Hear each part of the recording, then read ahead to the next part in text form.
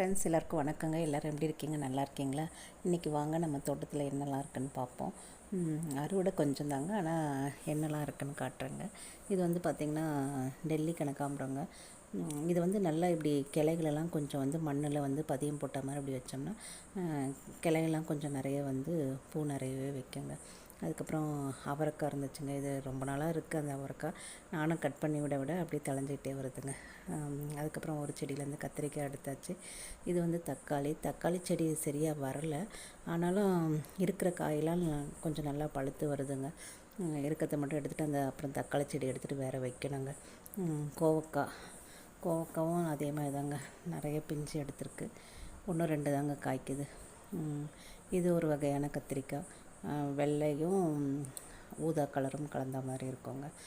செடியில் தானாக முளைச்ச அந்த பச்சை மிளகாய் செடிங்க, அது பாட்டு நல்லா பிஞ்சு பிடிச்சி நிறைய காய் வச்சுருக்கேங்க. நம்ம என்ன தான் பார்த்து வளர்த்தாலும் விதை போட்டு கொண்டு வர செடிக்கும் தானாக வர செடிக்குமே நிறைய வித்தியாசம் இருக்குங்க. தானாக வர செடி நல்லாவே காய்க்குதுங்க. நம்ம இதை வந்து பார்த்து இது பண்ணது கொஞ்சமாக தாங்க காய்க்குது. இது என்னோடய அனுபவத்தில் சொல்கிறேங்க. நம்ம வீட்டில் வந்து பார்த்திங்கன்னா இந்த குருவி, அணில் இதெல்லாம் நிறையவே இருக்குங்க. அது போக நம்ம கம்போஸ்ட் ரெடி பண்ணுறோம்ல, அது மூலயமாவும் நமக்கு வந்து இது மாதிரி செடிகள் கிடைக்குங்க. தானாக வர செடி வந்து நல்லாவே எனக்கு விளைச்சல் கொடுத்துருக்குங்க. அப்புறம் பாருங்கள், தென்னை மரத்துலேருந்து தேங்காய் விழுந்திருக்கு, அதையும் எடுத்தாச்சு.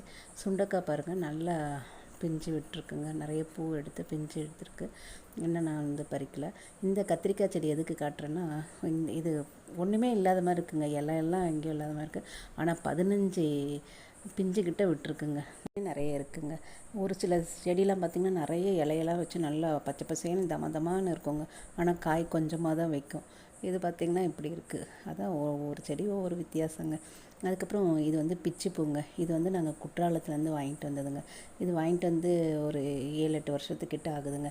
நாங்கள் வாடகை வீட்டில் இருக்கும்போது தொட்டியில் தாங்க வச்சேன். கொஞ்சமாக பூக்கும், எப்படியோ காப்பாற்றி கொண்டு வந்துட்டேன். இங்கே வீடு கட்டி வந்து 6 வருஷம் ஆகுதுங்க. ட்ரெயில வச்சு விட்டேங்க. நல்லாவே இப்போ பூக்குது. நல்ல ஒயிட் கலர் பூங்க. இது கலர்லாம் எதுவுமே கிடையாது, ஃபுல்லாகவே வெள்ளை கலரில் தாங்க பூக்கும். நல்ல வாசமாக இருக்குங்க. கொஞ்சம் லெமன் இருந்தது, அதையும் பறிச்சாச்சு. ஓகே ஃப்ரெண்ட்ஸ், பாருங்கள். எங்கள் சேனல் பிடிச்சிருந்தா லைக் பண்ணுங்கள், சப்ஸ்கிரைப் பண்ணுங்கள். இது வரைக்கும் நம்ம சேனலை பார்க்குறவங்க எல்லாருக்கும் நன்றிங்க. தேங்க்யூ.